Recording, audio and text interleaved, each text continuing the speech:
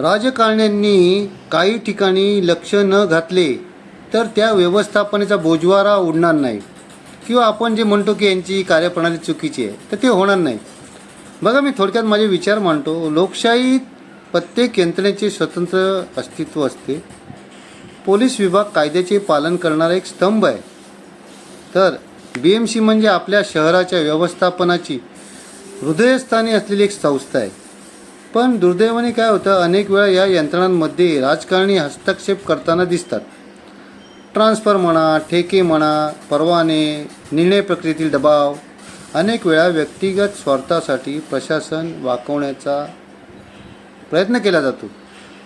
जर राजकारणी हस्तक्षेप करणार नाहीत तर प्रशासन पारदर्शक, कार्यक्षम आणि निष्पक्ष राहील. पोलीस स्वतःच्या जबाबदारीने गुन्हेगाराविरोधात कठोर पावले उचलतील. BMC शहराच्या गरजा आणि नागरिकांच्या हितासाठी निर्णय घेईल, ना की मतांसाठी.